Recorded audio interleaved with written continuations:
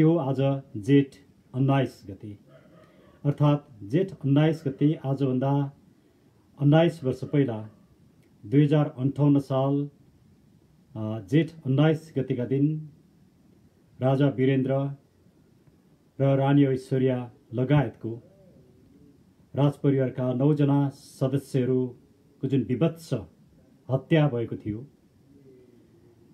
त्यो हत्याले नेपाली राजनीतिलाई सधैँ प्रभावित मात्रै गरेको छैन, नेपालको राष्ट्रियता र नेपाली नागरिकहरूलाई पनि यसले एउटा कहिल्यै बिर्सिन नसकिने कालो दिनको रूपमा स्मरण गराइरहन्छ।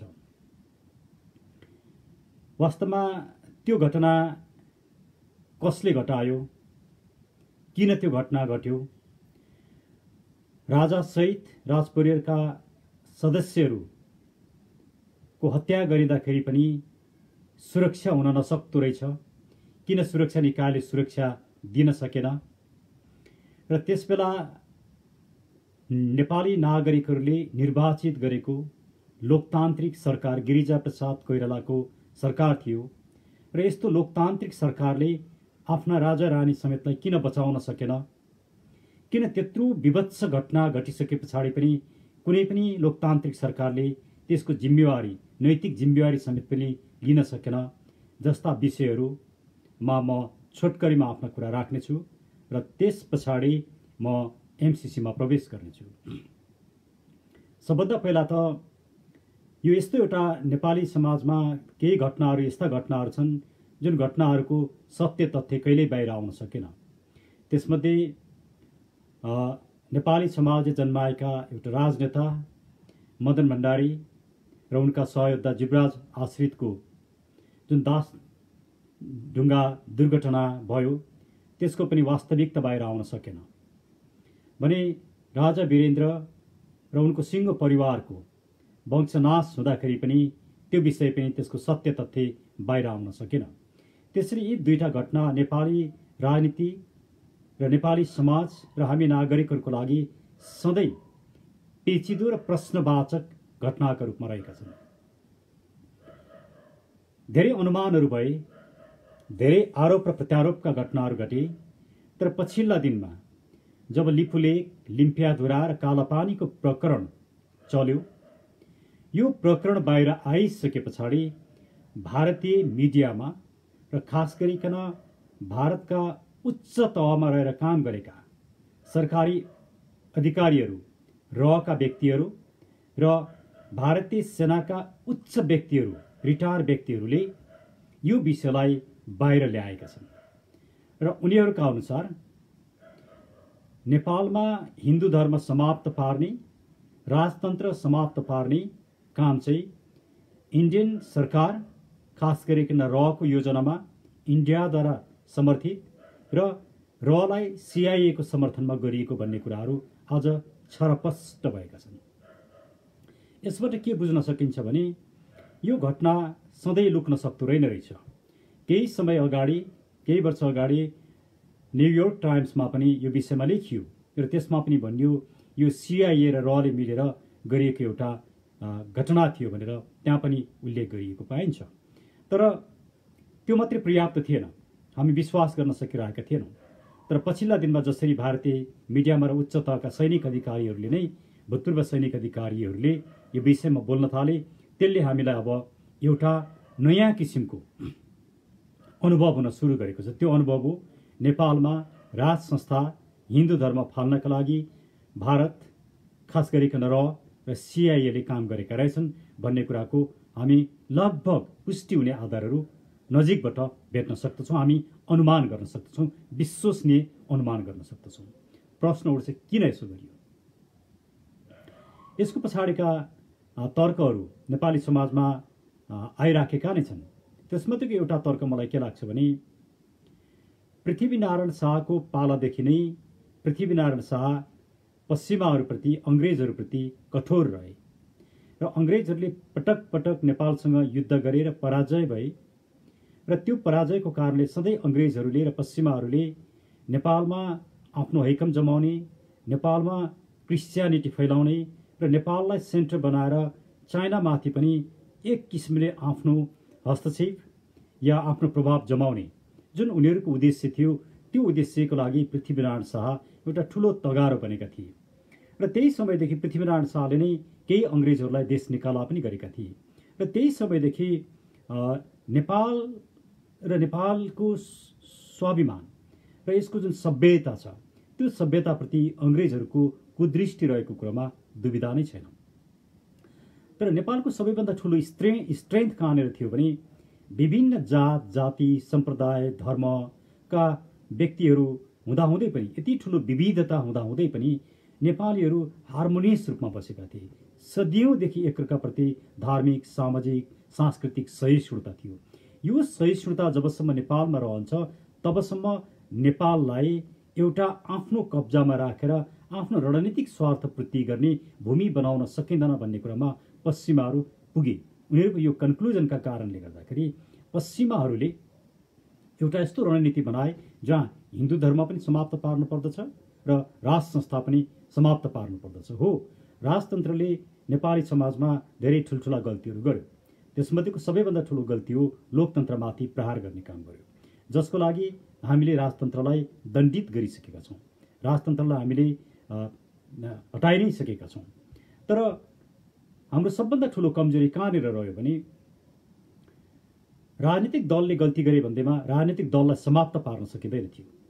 त्यसरी नै त्यो राजतन्त्रले गल्ती गर्यो भन्दैमा राजतन्त्र नै त्यो संस्था नै समाप्त पार्ने जुन हामीले काम गऱ्यौँ, त्यो विदेशीहरूको रणनीतिको शिकार टुल्स हामी नेपालीहरू भयौँ, जुन कुरा सधैँ दुःख लाग्दो भएर आज हामी के भोगिराखेका छौँ भने किन कालापानी लिपुलेक र लिम्पियाधुरामा जब कम्युनिस्ट पार्टीले नेपालको नक्सा सार्वजनिक गर्यो र संसदमा संशोधनको प्रस्ताव पेश गर्यो, त्यो बेला भारतीयहरूले कम्युनिस्टहरूलाई हामीले जसरी हुर्कायौँ, जसरी बढायौँ, माओवादीलाई जसरी पृष्ठपोषण गऱ्यौँ, आफ्नै विरुद्धको काम भएछ भनेर भने। र यो भनिसके पछाडि के स्पष्ट रूपमा थाहा हुन्छ भने त्यो लिपुलेक लिम्पियाधुरा र कालापानी माथिको कब्जा गराउनको लागि नेपालमा राजतन्त्र समाप्त पारिएको रहेछ। नेपालमा हिन्दू धर्म समाप्त पारिएको रहेछ। नेपालमा आस्थाको केन्द्रलाई समाप्त पारिएको रहेछ। त्यसैले राजा वीरेन्द्र र राजा वीरेन्द्रको सिंह परिवारलाई समूल रूपमा जसरी नष्ट गर्ने काम गयो, त्यो ज्यादै दुःखदायक, विदारक र एउटा कालो दिनको रूपमा नेपाली समाजमा सधैँ रहिरहनेछ र हामी यसको व्याख्या पुनर्व्याख्या गरि नै राखेका हुनेछौँ। र शासकहरूले सधैँ हामीलाई एउटा कन्फ्युजनमा राखिरहन्छन् र त्यो कन्फ्युजनमा राखेर उनीहरू विदेशीहरूको चाकडी गरिराखेका हुन्छन्। यो कन्फ्युजनबाट अब हामी नेपाली नागरिकहरू मुक्त हुनुपर्ने बेला आयो।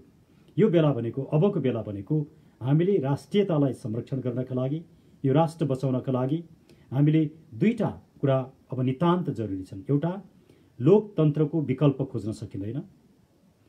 लोकतन्त्रको विकल्प खोज्ने र लोकतन्त्रमाथि हिर्काउने कुराले त्यसले अधिनायकवाद जन्माउँदछ भने अर्कोतिर हामीले लोकतन्त्रमाथि राजतन्त्रले गरेको दमन या असहिष्णु व्यवहारलाई हामीले समाप्त पार्नु पर्थ्यो। हामीले राजतन्त्रलाई नै समाप्त पार्यौँ, जुन हामीले गल्ती गर्यौँ। तर त्यत्रो ठुलो राजदरबार हत्याकाण्डको बारेमा किन गिरिजाप्रसाद कोइरालाले नैतिक जिम्मेवारी लिएन? एउटा डेमोक्रेटिक कन्ट्रीमा त्यस बेलाको rule of Lama constitutional मोनर्कीको concept अन्तर्गत हेड अफ द स्टेटका प्रत्येक क्रियाकलापमा मन्त्री परिषद, त्यसको नेतृत्व गर्ने प्रधानमन्त्री जिम्मेवार हुन्छन्। तर किन उनले आफूले कहिले पनि गल्ती स्वीकार गरेनन्? किनभने यसबाट के प्रश्न हुन्छ भने कतै गिरिजाप्रसाद कोइराला पनि यो षड्यन्त्रमा कतै सहभागी थिए कि भन्ने प्रश्न उठ्न सक्दछ।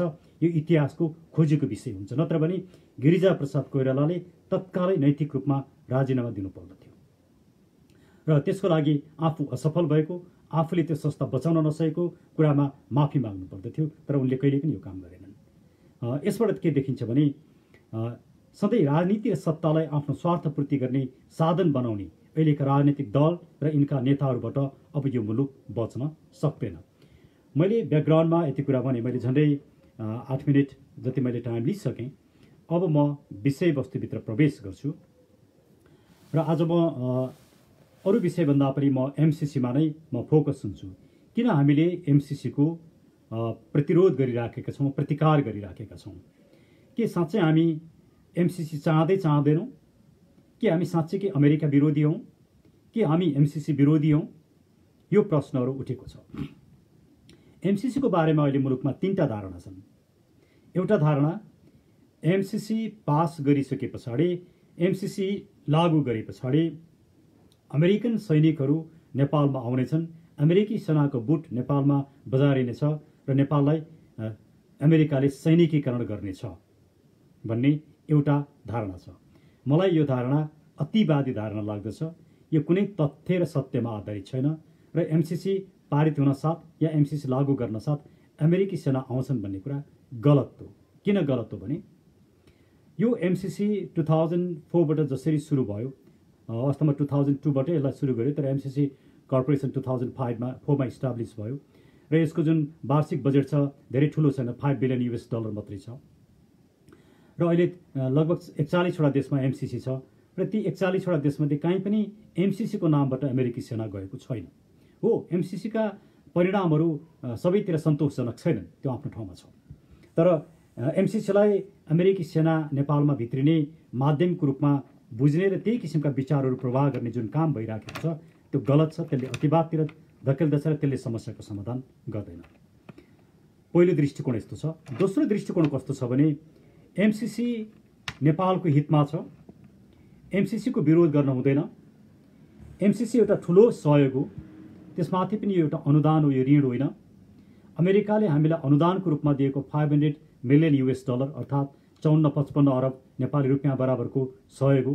यति ठुलो रकम हामीले हाम्रो विकासको लागि प्रयोग गर्नुपर्दछ र यस्तो कुराको पनि विरोध गर्न चाहिँ विकास विरोधी हो भन्ने दोस्रो धारणा छ। यो धारणा मूलतः नेपाली काङ्ग्रेसका नेता खास गरिकन शेरबहादुर देउबा र नेकपाभित्रको धारणा छ, नेकपाका केही नेताहरू बाहेकको धारणा छ र उहाँहरूले यो पृष्ठपोषण गरिरहेको धारणा पनि मलाई गलत लाग्दछ। यो किन गलत छ भन्ने बारेमा म केही कुरा राख्छु। तर तेस्रो धारणा हामीले वकालत गरिराखेका छौँ। हामीले भनिराखेको धारणा के हो भने एमसीसीका कतिपय प्रावधानहरू नेपालको सार्वभौमसत्ता, स्वाधीनता, राष्ट्रिय अखण्डता र गौरवको विरुद्धमा छन्। यसले नेपाली कानुन र नेपाली लिगल सिस्टमलाई अन्डरमाइन गरेको छ। त्यसले ती प्रावधानहरूलाई परिमार्जन गरेर संशोधन गरेर एमसीसी लागू गर्नुपर्दछ। हामीले कुनै पनि विदेशी मित्र राष्ट्रलाई चिड्याउने होइन, उसँग हामीले दुश्मनी गर्ने पनि होइन, हामीले टक्कर लिने पनि होइन। हामीले पनि मित्रवत व्यवहार गर्नुपर्दछ, हामीले पनि आफ्नो ठाउँमा सहयोग गर्नुपर्दछ र मित्र राष्ट्रबाट सहयोग लिनुपर्दछ। तर मित्र राष्ट्रबाट लिइने सहयोग आफ्नो स्वाभिमान र सार्वभौमसत्तालाई दाउमा राखेर होइन, सार्वभौमसत्ता र स्वाभिमान बचाएर लिनुपर्दछ भन्ने हाम्रो धारणा हो। त्यसैले एमसीसीको बारेमा देखिएका यी 3टा धारणा मध्ये हामीहरू या हाम्रो अभियान नेपालका लागि नेपाली अभियानले तेस्रो धारको प्रतिनिधित्व गर्दछ। अब म एमसीसीका केही प्रावधानहरूको विषयमा आउँछु, जुन प्रावधानहरू चाहिँ यसमा परिमार्जन गर्नुपर्दछ। तर योभन्दा पहिला म एउटा के कुरा राखौँ भने सत्ता पक्षबाट आइराखेको र अमेरिकनहरूबाट पनि आइराखेको धारणा के हो भने एमसीसी एउटा टेम्प्लेट हो। यो 40-41वटा सबै देशमा एउटै किसिमको ढाँचामा यो अग्रिमेन्ट तयार गरिएको छ र यो अग्रिमेन्ट अन्त चाहिँ स्वीकार्य हुने, नेपाललाई किन स्वीकार्य नहुने? अर्थात् यो टेम्प्लेट भएको कारणले गर्दाखेरि यसमा हामीले धेरै खोतलिरहनु पर्दैन र यसलाई हामीले पास गरे हुन्छ, यसमा परिवर्तन गर्न जरुरी छैन भन्ने धारणाहरू पनि आइराखेका छन्। म सबभन्दा पहिला यो धारणा नै गलत हो भनेर म सुरु गर्छु। किनभने यसमा मैले धेरै देशहरूको यो एमसीसीलाई कम्प्यारेटिभली तुलना गरेर मैले अध्ययन गरेको छु र त्यो अध्ययन गर्दाखेरि म के उदाहरणहरू पनि दिन्छु। एउटा त श्रीलङ्काकै उदाहरण लिउँ। श्रीलङ्काको एमसीसीमा श्रीलङ्काको संसदबाट अनुमोदन गरिनुपर्दछ भन्ने क्लियर प्रोभिजन राखिएको छ। तर नेपालको एमसीसी कम्प्याक्टमा नेपालको संसदबाट पास गरिनुपर्दछ, पारित गरिनुपर्दछ भन्ने कहीँ पनि राखिएको छैन। यही एउटा कुराबाट पनि के थाहा हुन्छ भने यो एउटा टेम्प्लेट होइन। दोस्रो, अल्बानिया हेरौँ या अन्य विभिन्न देशहरूलाई हेरौँ, टिमोर लिस्टेलाई हेरौँ, त्यहाँ पनि सुरुमा हाम्रो जस्तै प्रस्ताव पेश गरिएको थियो, यस्तै नै अग्रिमेन्ट गरिएको थियो र उनीहरूले संशोधन गरे र संशोधनको लागि उनीहरूले नेगोसिएट गरेर परिमार्जन गरियो र परिमार्जन गर्दाखेरि त्यहाँको लोकल ल नै प्रिभेल गर्ने कुरा राखियो। श्रीलङ्कामा पनि नेगोसिएट गरेर त्यहाँको संविधान नै प्रिभेल गर्ने भन्ने कुरा राखियो र श्रीलङ्काले त यसका राम्रा पक्ष र नराम्रा पक्षको बारेमा नागरिकलाई बुझाउनु पर्दछ, यसको अध्ययन हुनुपर्दछ भनेर एउटा कमिसन नै गठन गर्यो र जुन कमिसनले यो परिमार्जन नगरिकन, एमसीसी परिमार्जन नगरिकन लागू गर्नु श्रीलङ्काको हित विपरीत हुन्छ भन्ने धारणा अगाडि सार्यो। त्यसैले नेपालमा किन हामीले यो अध्ययन गर्न सकेनौँ, यो प्रश्न सँगसँगै अब म एमसीसी भित्र प्रवेश गर्न चाहन्छु। एमसीसी को प्रस्तावनामा के कुरा उल्लेख गरिएको छ भने एमसीसी निर्माण गर्ने क्रममा नेपाली नागरिक समाज र व्यापारिक समुदायसँग छलफल गरियो भनेर भनिएको छ। सरकारले बोल्ने एउटा सफेद झुट हो, या सरकारले आफू वरिपरिका एक दुईजना व्यक्तिलाई कन्सल्टेसन गरेर नागरिकसँगको कन्सल्टेसन हुँदैन। त्यसैले एमसीसी को प्रस्तावनाबाटै के कुरा प्रष्ट हुन्छ भने एमसीसी चाहिँ नागरिकसँग छलफल गर्नुपर्ने गहन विषयवस्तु बोकेको एउटा दस्तावेज हो भन्ने कुरा थाहा हुन्छ। तर नेपाल सरकारले कहिले पनि एमसीसीलाई सार्वजनिक गर्ने र त्यो विषयमा नागरिकहरूको धारणा राख्ने, अध्ययन अनुसन्धान गर्ने र सत्य तथ्य बाहिर ल्याउने काम गरेन। यसबाटै नेपाल सरकारको मात्रै होइन कि प्रतिपक्षी दल नेपाली कांग्रेस र नेपाल सरकारभन्दा एक दुई स्टेप अगाडि छ यो पास गराउन। यी सबैको माइन्डसेट के थाहा हुन्छ भने वास्तवमा नेपाली नागरिक र मुलुकप्रति उनीहरू अकाउन्टेबल, रिस्पोन्सिबल नै छैन। उनीहरूलाई सत्ता कसैलाई रिजाउन पाए पुग्छ।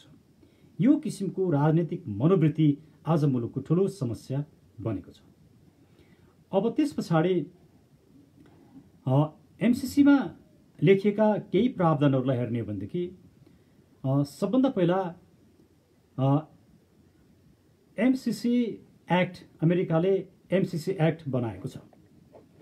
त्यो एमसीसी एक्टले के भन्छ भने त्यसको दफा 607 ले अमेरिकाले एमसीए एक्ट बनायो, मिलेनियम कर्पोरेसन एक्ट बनायो र त्यसको दफा 607 ले नेपाल सरकारले मिलेनियम कर्पोरेसन एक्टको दफा 607 अन्तर्गत नीति बनाएर काम गर्नु पर्दछ भनेर भन्छ। अर्थात् नेपाल सरकारले काम गर्ने कुरोमा पनि नेपाल सरकारको स्वाधीनतालाई यसले स्वीकार गर्दैन। हुन त तर्क के हुन्छ भने यो एमसीसीसँग सम्बन्धित मात्रै विषय हो नि भनेर भनिन्छ। एमसीसीसँगै सम्बन्धित विषय भए पनि एउटा सभरेन कन्ट्रीको गभर्मेन्टले अर्को मुलुकको कानुनको पर्टिकुलर दफा अन्तर्गत काम गर्नुपर्ने र आफ्ना नीतिहरू बनाउनु पर्ने भन्ने कुरा चाहिँ सभरेन्टी माथिको ठुलो इन्क्रोचमेन्ट हो। अमेरिका एउटा शक्तिशाली देश हो, तर हामी पनि एउटा सभरेन कन्ट्री हो। कोही धेरै शक्तिशाली होला यसको अर्थ के होइन भने अर्को देश चाहिँ ऊभन्दा कम सभरेन हो भन्ने कुरा हुँदैन।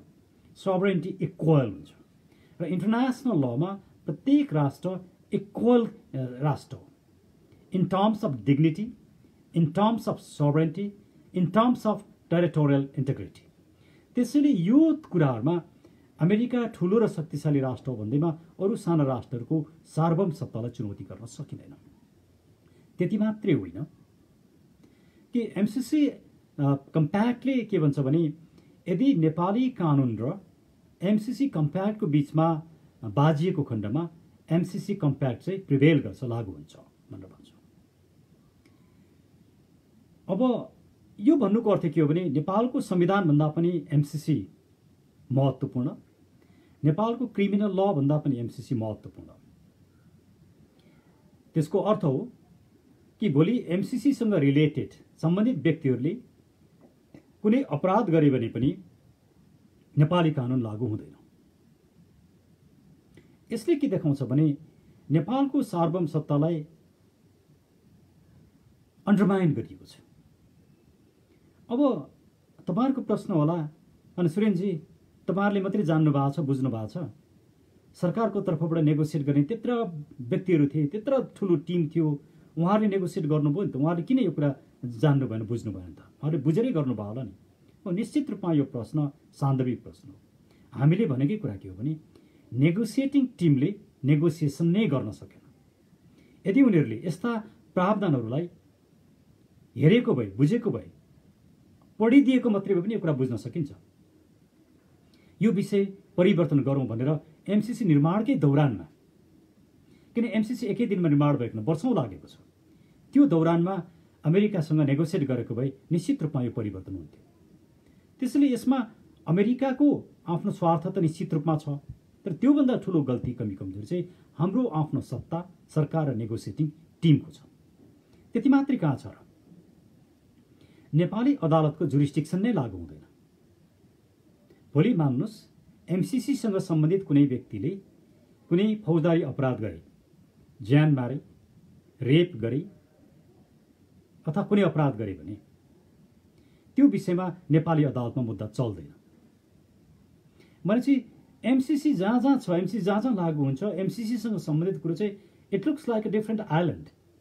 त्यहाँ नेपाली कानुन लागू नै हुँदैन कि हामीले सोचेको लोकतन्त्र, हामीले परिकल्पना गरेको गणतन्त्रको उपलब्धि यही हो, हामीले सोचेको स्वाधीनता यही हो। अब म तपाईँहरूसँग जटिल कानुनी विषयमा प्रवेश गरेकै छैन, किनकि यो सुनिरहनु भएको सबै साथीहरू लिगल ब्याकग्राउन्डको साथीहरू हुनुहुन्न। तर एक दुईवटा कुरा मैले भन्नुपर्छ। यो एमसीसी कम्प्याक्ट एउटा कमर्सियल कन्ट्र्याक्ट हो कि यो ट्रिटी हो, यो ठुलो जन्जालको विषय छ। कानुनविदहरूको लागि पनि यो ठुलो एउटा समस्याग्रस्त विषय छ। यदि यो कमर्सियल कन्ट्र्याक्ट हो भने त्यो त व्यापारीहरूको बिचमा, दुईटा कम्पनीको बिचमा, दुईटा एन्टिटीको बिचमा गरिन्छ कमर्सियल कन्ट्र्याक्ट। जबकि अहिले अमेरिकनहरू र केही लयरहरूले यो कमर्सियल कन्ट्र्याक्ट हो, यसमा धेरै टाउको नदुखाउँ भन्छन्। एउटा राज्यले अर्को राज्यसँग कमर्सियल कन्ट्र्याक्ट गर्दैन। त सभरेन कन्ट्रिजहरूले ट्रिटी गर्छन्, इन्टरनेसनल लका आधारमा ट्रिटी गर्छन्। फेरि सँगसँगै यही कम्प्याक्टमा के भनिन्छ, यो इन्टरनेसनल लमा आधारित छ भनिन्छ। यदि इन्टरनेसनल लमा आधारित छ भने किन अमेरिकाको पर्टिकुलर कानुनको पर्टिकुलर सेक्सन लागू गर्नुपर्छ त? अर्कोतिर नेपालको तर्फबाट अर्थमन्त्रीले यसमा हस्ताक्षर गर्नुभएको छ भने अमेरिकाको तर्फबाट अमेरिकन मिलेनियम च्यालेन्ज कर्पोरेसन एउटा कम्पनी हो, यो कम्पनीको तर्फबाट, सरकारी कम्पनी हो, यो कम्पनीको तर्फबाट त्यसको एकजना व्यक्तिले सही गर्नुभएको छ। यो पोर्टफोलियो नै मिल्दैन। वास्तवमा यो सम्झौता गर्नु पर्थ्यो, यो कन्ट्र्याक्ट गर्नु पर्थ्यो भने यसको सबभन्दा उपयुक्त निकाय त नेपाल विद्युत प्राधिकरण थियो, किनकि यो विद्युत प्रसारण लाइनसँग सम्बन्धित सम्झौता हो। अब यो सम्झौतामा अर्को भनिएको इन्ट्रेस्टिङ कुरा के छ भने विद्युत प्रसारण लाइनको लागि अमेरिकाले 500 मिलियन US डलर दिन्छ र लगभग त्यसको 33% त्यो क्षेत्रको बाटोको स्तर उन्नति गर्नका लागि नेपाल सरकारले लगानी गर्छ र विद्युत प्रसारण लाइनबाट विद्युत प्रसारण गर्ने जिम्मा चाहिँ प्राइभेट सेक्टरलाई दिइन्छ। त्यहाँ भोलि नेपाल विद्युत प्राधिकरणको कुनै भूमिकै रहँदैन। के हाम्रो नेपाल विद्युत प्राधिकरण साँच्चै नै यो विद्युत प्रसारण गर्न नसक्ने निकाय भइसक्यो? के हामीले विद्युत प्राधिकरणलाई अविश्वासै गर्न थालिसक्यौँ? किन यो प्राइभेट विद्युत प्रसारण गर्न चाहिँ प्राइभेट कम्पनी चाहियो? एमसीसीले लगानी गर्ने, सरकारले 33% लगानी गर्ने, अनि त्यसको बेनिफिट चाहिँ प्राइभेट कम्पनीलाई दिने, किन यो जरुरी भयो? यसबाट के देखिन्छ भने राजनीतिक दलका नेताहरूले अहिले पैसा पाइहाल्ने होइन, जुन आरोप एमसीसीमा लगाइएको छ। अहिले त्यो एमसीसीको पैसा गोजीमा हाल्दैनन्, तर एमसीसी कम्प्लिट भइसके पछाडि यी दलका नेताहरूका आफ्ना मान्छेका जुन प्राइभेट कम्पनी छन् ती कम्पनीले अरबौँको खरबौँको बेनिफिट त्यस पछाडि कमाउँछन्। यो लङ टर्म इकोनोमिक बेनिफिट पोलिटिसियन्सहरूले आफ्ना नजिकका कम्पनी र आफ्ना नातेदारहरूको बेनिफिटको लागि र त्यसबाट आफू पनि परोक्ष अपरोक्ष रूपमा बेनिफिट हुनको लागि यो काम गरेका छन्। त्यही कारणले उनीहरू यो एमसीसी पास गराउन उद्यत छन्। अब अर्को प्रश्न, यसमा इन्ट्रेस्टिङ प्रश्न के छ भने विद्युत प्रसारण लाइनको कुरा छ, त्यसमा के इन्टेलेक्चुअल प्रपर्टी हुन्छ? त्यसमा के इन्भेन्सन हुन्छ? त्यसमा के नोभेल्टी हुन्छ? फेरि यो त ग्रान्ट हो नि, ग्रान्टमा त अनुदान तिम्रो मुलुकको भनेको के छ, गरिबी निवारणको लागि दिएको हो। ग्रान्ट दिइन्छ भने त त्यो ग्रान्टलाई प्रयोग गर्ने फुल पावर एउटा सभरेन कन्ट्रीको हुन्छ नि। र त्यो अग्रिमेन्ट त एक पेजमा सिद्धिन्छ।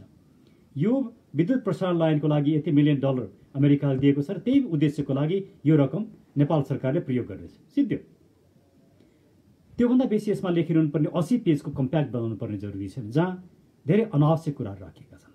उदाहरणका लागि अमेरिकाको सुरक्षा नीति विपरीत एमसीसी प्रयोग गर्न सकिँदैन भनेर लेखिएको छ। अमेरिकन सुरक्षा पोलिसीको कुरा किन विद्युत प्रसारण लाइनसँग सम्बन्धित हुन्छ, किन जरुरी हुन्छ? इन्टेलेक्चुअल प्रपर्टीको कुरो किन जरुरी हुन्छ? सँगसँगै यदि साँच्चै नै यो ग्रान्ट हो भने, ग्रान्ट त हो, त्यसमा विवाद छैन, फेरि ग्रान्ट, तर विशुद्ध उद्देश्यले दिएको ग्रान्ट हो भने नेपाल र अमेरिकाको बीचको विषय हो यो। त्यसमा भारतको सहमति लिनुपर्ने, स्वीकृति लिनुपर्ने, कन्सेन्ट लिनुपर्ने किन जरुरी? हामीले भारतमा बिजुली बेच्ने कुरा, विद्युत निर्यात गर्ने कुरा हाम्रो र भारतको बीचको विषय र त्यस विषयमा हाम्रा भारतसँग विभिन्न अग्रिमेन्टहरू छन्, त्यसको छुट्टै रेजिम छ। त्यसमा अमेरिकाले भारतको पनि स्वीकृति लिइरहनु पर्ने गरी भारतलाई समावेश गर्नुपर्ने कुनै कारण थिएन।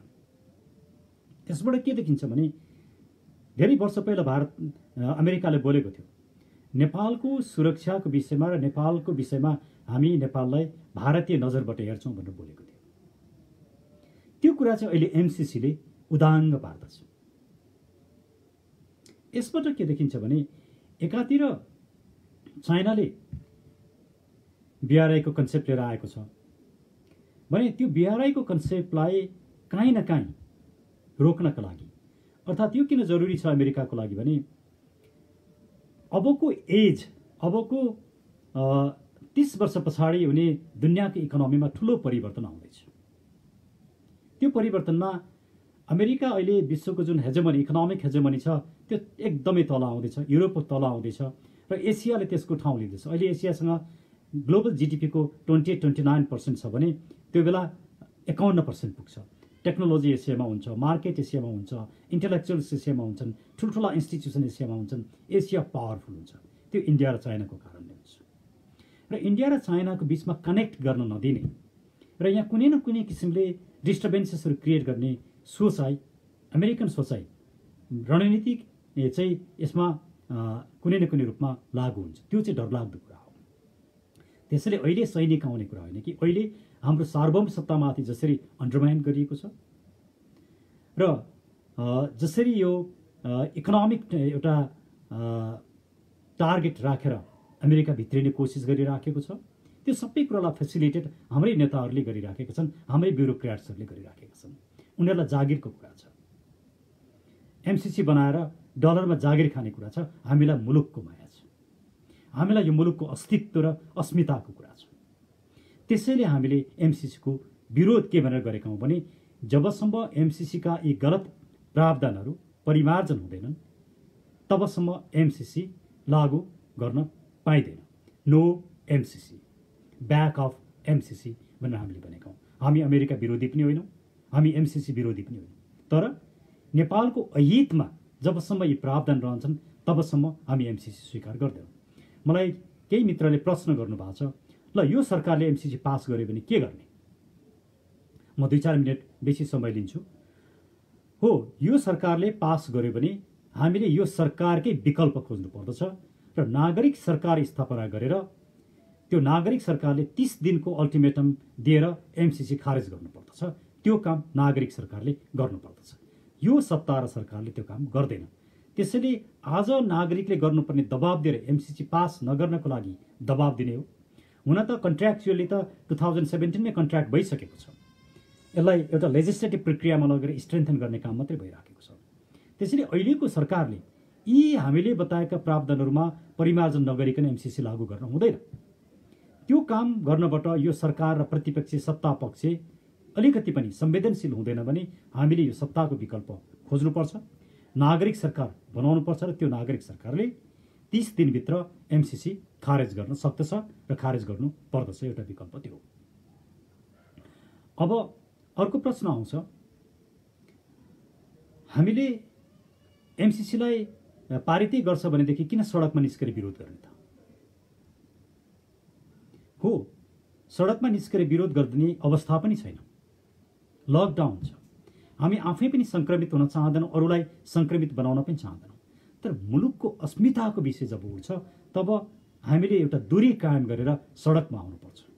हिजो मात्रै हामी सडकमा आएका थियौँ, जुन घटना घट्यो त्यो विषय मैले हिजो बोलिसकेको छु।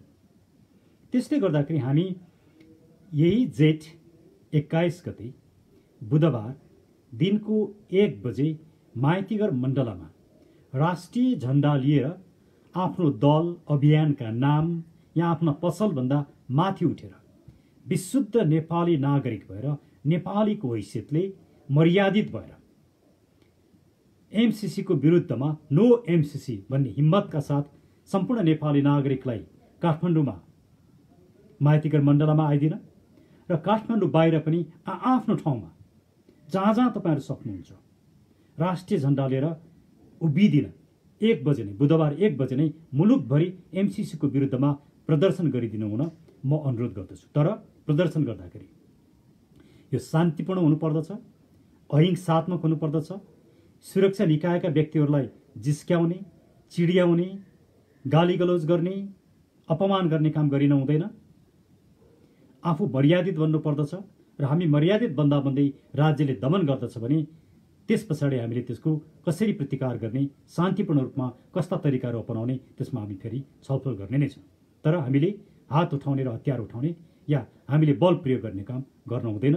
म यही अनुरोध गर्दै र जसले यो फेसबुक लाइभ हेरिरहनु भएको छ तपाईँहरूले पनि आफ्नो फेसबुकमा लेखिदिनुहोस्, फेसबुक लाइभ गरिदिनुहोस्, मैले बोलेको यो कुरालाई पनि सेयर गरिदिनुहोस् र बुधबार 1 बजे माइतीघर मण्डलामा एमसीसीको विरुद्धमा शान्तिपूर्ण रूपमा उपस्थित भइदिनु हुनको लागि नो एमसीसी भन्ने कार्ड लिएर आफ्नो छातीमा टाँसेर उपस्थित भइदिनु हुनको लागि अनुरोध गरिदिनुहोस्। मुलुक बचाउने अभियान हामी सबैको साझा अभियान हो। आज मुलुक बचाउनु पर्ने जिम्मेवारी हामी नागरिकमा आएको छ। हामीले यो दायित्व र उत्तरदायित्व लिनै पर्दछ। हामी चुक्यौँ भने मुलुक चुक्छ। मुलुक रुँदा हाम्रो अस्तित्व समाप्त हुन्छ। त्यसैले आज मुलुकको अस्तित्वको प्रश्न छ। यहाँ दलको कुरा होइन, यहाँ आस्थाको कुरा होइन।